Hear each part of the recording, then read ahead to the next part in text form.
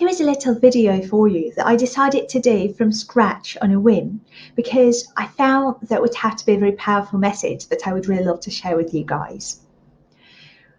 We are people, we are teachers, and inevitably we run into conflicts and contradictions with each other. It might be difficult to face a conflict in a classroom because we might feel as if having that conflict is actually threatening to our image of a professional teacher. We don't pay much attention to emotional labour that we have to carry out as educators. We're living in a world where more and more focus is being placed upon our students being the central figures in our classrooms, and very often that leads to teachers' burnout, and very often we discard the emotional burden that we have to carry on our shoulders just because we want to be seen as professional. And I think there is something very wrong with that. I don't support the attitude where a teacher goes at a student, when a teacher gets cross and shouts and yells at a student or punishes a student, hits them with a ruler in the worst scenario. I don't think that's the right way to go about it. But there is one very important thing that we need to be very honest about, I think, if we want to carry on working as professional educators and feel that we contribute to the world instead of just throwing ourselves out there into the deep waters and drowning at the same time.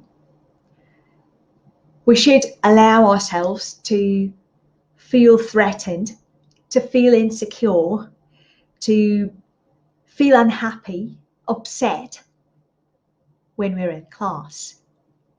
What's more, we need to take a look at the reality of our feelings when we're working with students in an educational environment. We need to ask ourselves, why is that student's behaviour so triggering? Why is it triggering me so hard? There are certain instruments and techniques in the teaching field that we can resort to basically work out any situation in class. And if a situation is not particularly triggering to us emotionally, we can make use of almost any of those instruments without actually any further ado.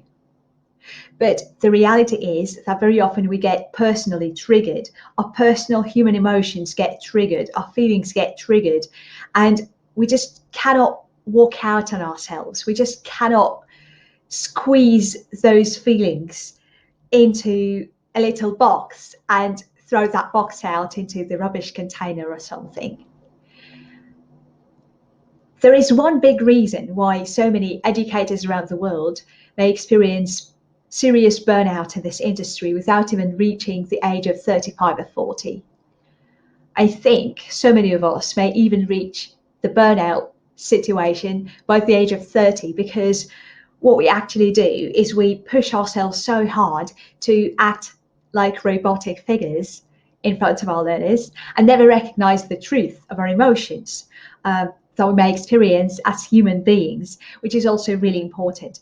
I think in the world nowadays, we really need to start to distinguish between being a professional and being a robotic performer who can bear anything, have anything in their face. Being a professional does not mean being a robotic, productive, efficient performer. Being a professional, being a master of any trade, means working towards improving your current instruments, your current performance in that trade, without neglecting your human side, which is obviously congruent with everybody of us. So if you're a teacher and you're working in an educational sector in your country, stop seeing your emotional expression as something that actually takes away from your professionalism, but rather something that sets you apart in case you choose to speak it out loud and talk about it and go and have some therapy or anything, go and have counselling, talk to a colleague. spend some time contemplating, doing some contemplation, do self-questioning, figure out which aspect of yourself is being threatened as a teacher in a particular situation in class, in case the situation turns itself into a pattern and gets repeating and reiterating itself from time to time. I really wish this message penetrates down to the core of your psyche and speaks to you and leaves you feel liberated and ready to act, bootstrapping yourself from the situation you're currently in right now. Thank you. Stay with me.